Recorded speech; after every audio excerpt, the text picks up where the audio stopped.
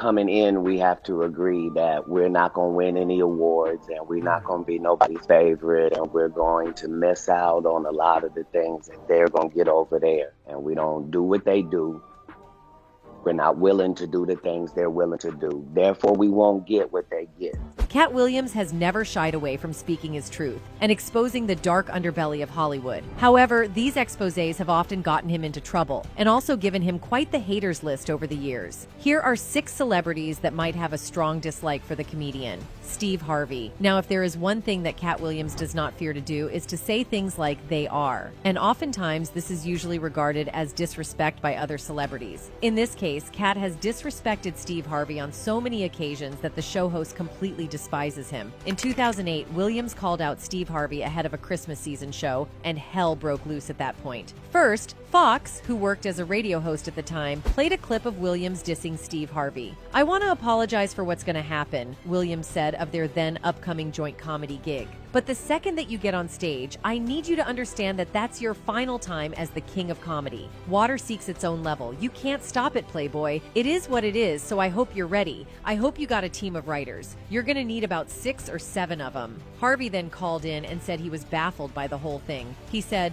"I've always been cool with Katt." He said in an interview that back in LA, "I didn't know who he was," Harvey told Fox and Crew. "I mean, understand, I didn't know who he was when I was on the radio in LA. He hadn't been in any movies or anything. And the brother was just not that known. He was talking about me in the clubs, and I just asked on the radio, whoever Katt Williams is, to call me. He called me. We straightened it out. We became friends. We've been cool ever since, so I thought." Well, if you have been following him for a while, you'd know that apart from cracking ribs with endless laughter, Williams is also a known whistleblower in Hollywood. In a 2014 candid conversation with Vlad TV, Katt Williams delved deep into the enigmatic life of Bernie Mac, alleging that the Hollywood moguls who reaped massive profits from his success allegedly harbored a seething hatred for him. But I know that the people that made money off Bernie Mac didn't like him.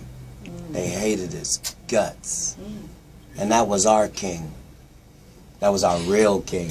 This proclamation by Katt Williams enhanced what we already knew. Steve Harvey was secretly jealous of Bernie Mac. In fact, Cedric, a key player in the original Kings of Comedy tour, which also featured D.L. Hewley, Steve Harvey, and Bernie Mac, confirmed the long-standing tension between Mac and Steve Harvey. I mean, they were the kind of guys that they are both alpha males. Like they just saw it different. You know what I'm saying? Cedric admitted on Shannon Sharpe's sensational podcast, Club Shay Shay. His words cast a shadow on Mac's potential, implying that his clash with Harvey might have hindered his trajectory had he been alive today. Cedric further suggested that the feud's aftermath prevented another lucrative tour from materializing. I think, of course, that was, definitely a contributing circumstance, but I also think that it had a lot to do with the promoter on the thing because he got a bigger head than all of us, he divulged. The insinuation that personal egos and backstage politics tainted the camaraderie adds an intriguing layer to this tale of Hollywood's power dynamics. Additionally, in a 2003 interview with GQ magazine, Mac himself accused Harvey of harboring jealousy and actively undermining his pursuit of coveted movie roles. Harvey would later respond in a 2010 interview, revealing his hurt over Mac's accusations. "I was upset at first because it just wasn't true. Me and Bernie had a lot of good times together, and then this article in GQ came out and put all this vicious stuff in there. B said he never said.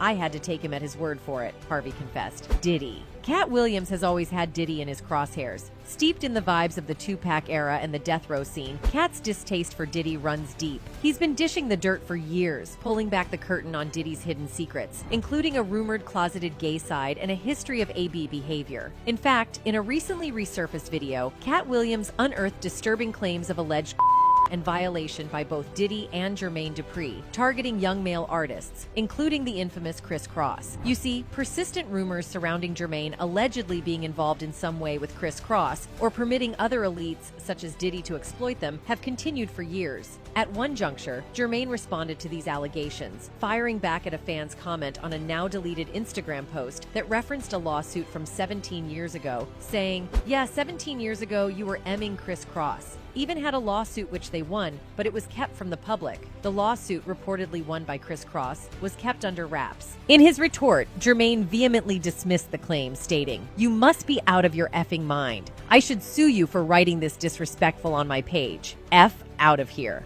Despite the lack of solid evidence, the specific rumor has endured, and Katt Williams added fuel to the fire by publicly labeling Jermaine with a derogatory term. In a 2011 video, Katt took shots at various personalities, including Diddy, Jermaine, and Steve Harvey, dubbing Jermaine the King of Peas. What's happening, Puff? I'll be back to you if JD ain't had enough. Yeah? Jermaine Dupri, king of the you asked me. At the time, people thought that Katt was high on something and did not take his allegations seriously. However, despite being publicly labeled peas, these celebrities did not comment or even sue Katt Williams for his slanderous comments, leaving many fans to wonder, was Katt actually telling the truth? Well, given the recent allegations about Diddy supposedly taking advantage of his artists, fans are now casting a skeptical eye on other influential figures in the industry. In fact, one celebrity who has since come out to expose him in a lawsuit is Cassie Ventura. The lawsuit contends that over a period spanning more than a decade, the rapper purportedly subjected Cassie to coercive control, substance use, physical AB, and forced engagement in intimate activities with male escorts while recording the encounters. Diddy vehemently denied all the allegations, branding them as offensive and outrageous. He also accused her of seeking to shake him down for big-time cash, to the tune of $30 million. Meanwhile, in the wake of the lawsuit, Aubrey O'Day allegedly took a victory lap over her thorny Diddy stance. The former Danity Kane singer, who used to be signed to Bad Boy and worked extensively with Diddy in the 2000s, shouted out Cassie on social media after her bombshell lawsuit against her ex went public, writing, "Been tryna tell y'all for years." O'Day later reiterated her full support of Cassie in a statement to Rolling Stone. "It isn't easy to take on one of the most powerful people in this industry and be honest about your experience with them. I know what her heart is feeling right now because I have done so as well," the statement read. "May her voice bring all the others to the table so we can start having more transparent conversations about what is actually happening behind the scenes. There is a lot more to all of our stories." Diddy formed Danity Kane on MTV's Making the Band in 2005. O'Day was removed from the group in 2008, though she later returned in 2013. She previously alleged in a December 2022 episode of the Call Her Daddy podcast that Diddy fired her because she wasn't willing to do what was expected of her. I wasn't willing to do what was expected of me. Not talent-wise, but in other areas. Aubrey also recently slammed Diddy finally signing off on his former artists getting their publishing rights back, claiming that he had them sign NDAs as part of the deal. She says she was offered her own publishing rights back as well, but refused to sign the alleged NDA she says came attached to it, something else Aubrey's feeling vindication over. Now, to top it all off, Diddy was also very recently accused of essaying a minor. The lawsuit, filed by an unnamed Jane Doe, alleges Combs and two others gang up on her when she was a 17-year-old in her junior year of high school. The complaint includes photos of Doe that she claims were taken at the studio that night, including one where she's seen sitting on the lap of Combs, who was 34 at the time. Former Bad Boy Entertainment president Harve Pierre is named in the lawsuit alongside Sean Diddy Combs. Combs, Pierre, and the unnamed third assailant then plied the plaintiff, referred to as Jane Doe, with substances and alcohol, the suit claims, and viciously gang SA'd her. Tiffany Haddish. Katt has consistently claimed that Tiffany achieved fame by cozying up to every white Hollywood celebrity in bed. He has repeatedly asserted that she's been involved with the Illuminati, alleging that she sold her soul for success. During his appearance on V103's Frank and Wanda in the morning show, Williams didn't hold back. He didn't just throw shade, he practically overshadowed her in it, while taking jabs at several fellow comedians such as Lil Rel Howery, Jared Carmichael, Kevin Hart, and Hannibal Buress. It was Haddish who found herself squarely in the crossfire. Fresh off winning an Emmy for his guest role on Atlanta, Williams chose this moment to question Haddish's swift ascent to stardom. In his ruthless critique, he cast doubt on her comedic prowess, insinuating that she may not even write her own material and has yet to establish herself as a bona fide comedian. He flatly stated,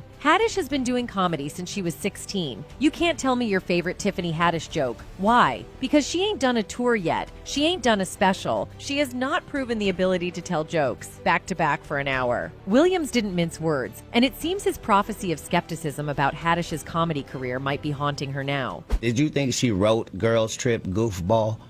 Right. Or do you think that was already a script and they handed it? They all ready to down Monique and up somebody who has showed them Girls Trip. Did you think she wrote Girls Trip Goofball? Or do you think that was already a script and they handed it to her? It's up to you whatever you want to believe. The suggestion that Haddish might not be the creative genius behind her own success sent shockwaves through the studio. Host Wanda Smith, apparently keen to defend Haddish, suggested that the reason people liked her was because she was real. Williams, never one to back down from a debate, threw a rhetorical jab, asking when real became marketable in the industry. To top it off, he dropped a bombshell by alleging that Haddish's popularity was due to her willingness to sleep with a white man, alluding to her not-so-secret infatuation with Brad Pitt. As the controversy raged on, Williams praised a host of other black female comedians, such as Luenell, Melanie Camarco, and Miss Laura, who he believed had been unjustly overlooked. He highlighted the double standards that seem to persist in the industry, where a black woman's looks are held against her. In his words, "What you look like is not supposed to be held against you." And he emphasized the industry's penchant for sidelining talent in favor of those who fit a certain mold. It's been reported in the past that Tiffany Haddish made some rather suggestive comments about none other than her not-so-secret crush, the Hollywood heartthrob Brad Pitt. This intriguing revelation came to light when the Girls Trip star made an appearance on Live with Kelly and Ryan's post-Oscars show, following her participation in the prestigious awards ceremony. During the show, Tiffany openly shared her encounter with the single 54-year-old Hollywood superstar Brad Pitt, whom she happened to meet in an elevator. In a moment of candid humor, she disclosed their lighthearted conversation, saying, "I just met Brad in the elevator. He said in 1 year if he's single and I'm single, we gonna do it, so you know what that means." The curiosity of the host, Kelly Ripa, led her to inquire why there was a need to wait for a year before anything could happen between them. To this, Tiffany responded with playful uncertainty, "I don't know. He told me to wait a year." The exchange revealed a flirtatious side to Haddish, and the audience couldn't help but be amused by the potential sparks flying between her and Brad Pitt. Tiffany Haddish's conversation with Kelly Ripa took place shortly after her presentation at the Oscars, where she had taken the stage to present an award.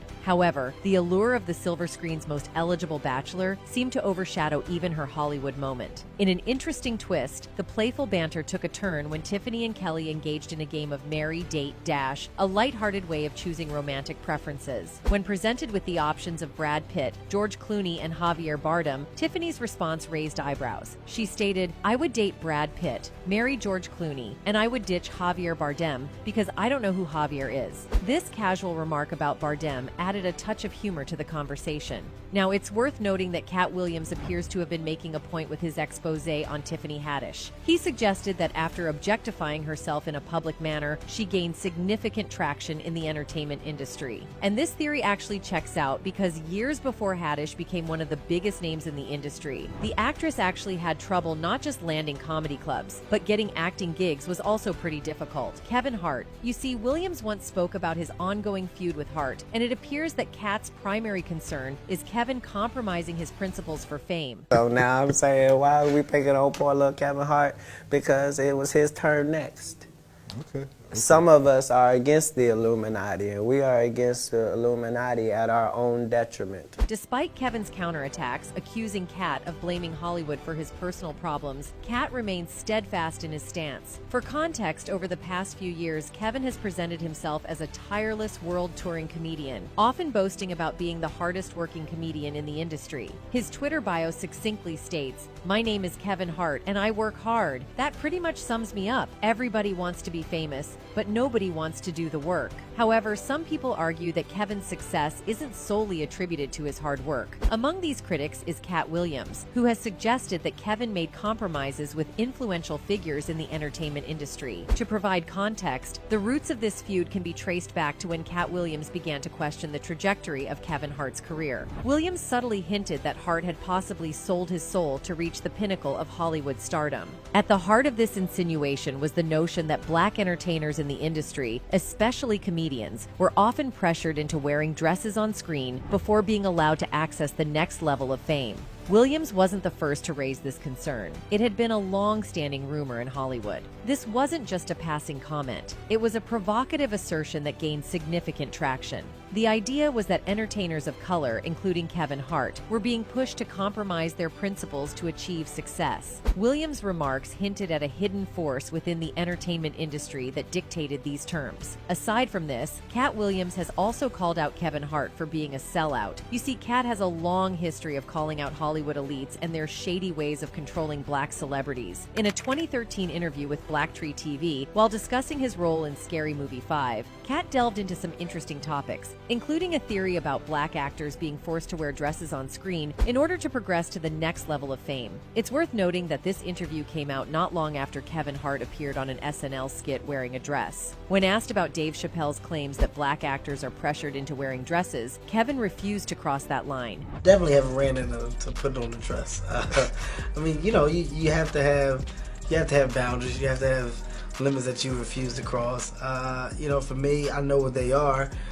They've yet to been challenged. He further said he has to protect his brand at all costs. You should keep in mind that this interview came out shortly after Kevin Hart appeared on an SNL skit wearing a dress. See, when Kevin was previously asked to comment on Dave Chappelle's claims about black actors being pressured into wearing dresses. Years later, when Kevin Hart appeared on SNL wearing a dress despite previously claiming he would never do so, many fans accused him of selling out to the Hollywood elite. This situation brings us to what Katt said when he was asked to comment on it. He explained that the whole issue is much bigger than Kevin Hart, because he wasn't the first or last black actor who wore a dress before making it big in Hollywood. Kevin doesn't have to worry about what people are going to say about him wearing a dress because of the long line of dress-wearing people before him. So now we have Big Mama's house 1, 2, and 3. According to Katt, Elites' next target was Kevin Hart. So now I'm saying, why are we picking on poor little Kevin Hart?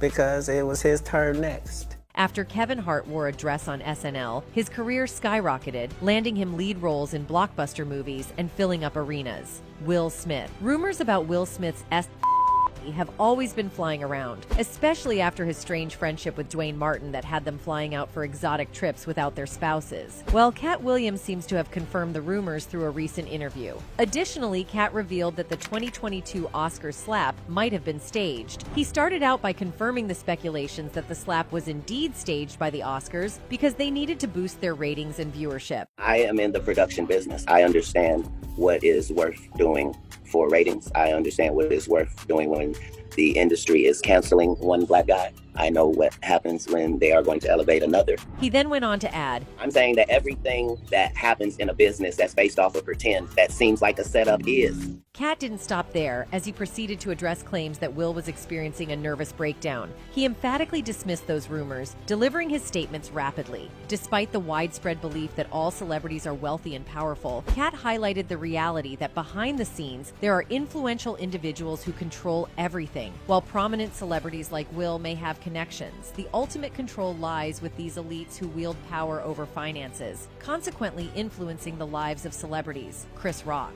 Chris Rock is among the celebrities who have been called out by Katt Williams for allegedly selling their souls for fame and is being controlled by the powers that be. Back in 2019, the comedian posted a meme with Betty White's picture on it and the caption, "The first thing people say when a mass shooting is announced." When examined closely, the caption can be interpreted as "Bet he white." As the meme went viral during that time, Rock was accused of racism against white people. At the same time, the Grown Ups actor was heavily criticized for making jokes about a serious issue in America, days after a man led 23 people in Texas and another shot 9 more in Ohio. For a long time, Katt has believed that Rock is being used to portray black people as racists. Not long after, Rock got himself in trouble again after addressing the cancel culture that was rampant in Hollywood around 2019. For a comedian, making jokes about the big issues in our society today is more of a risk than it was years before. With this in mind, Rock blasted today's cancel culture as he presented an award during the 2019 New York Film Critics Circle. He would go on to say that those in his industry are in fear of this culture, which is now leading to boring and unfunny content. If it was 5 years ago, I could say something really offensive and funny right now, but I can't do that anymore, so hey, Rock said. The comedian would go on the Breakfast Club radio years later to explain his views on cancel culture more. He said that it's weird as a comedian when his jokes are not received well by the audience. Rock added that he gets the message and people really don't have to cancel him. In any case, it is clear that Katt Williams has been exposing the dark underbelly of Hollywood Hollywood that these stars are entangled with, and we all know nothing good comes out of that. In the end, Cat Williams, despite his comedic brilliance, has experienced the consequences of exposing the industry firsthand. A notable aspect of his journey involves multiple arrests, overshadowing his talent with legal entanglements. Additionally, Hollywood's consistent sidelining of Williams, despite his humor, underscores the industry's reluctance to embrace those who dare to reveal its dark underbelly. Anyway, that's it for this video, folks. Bye.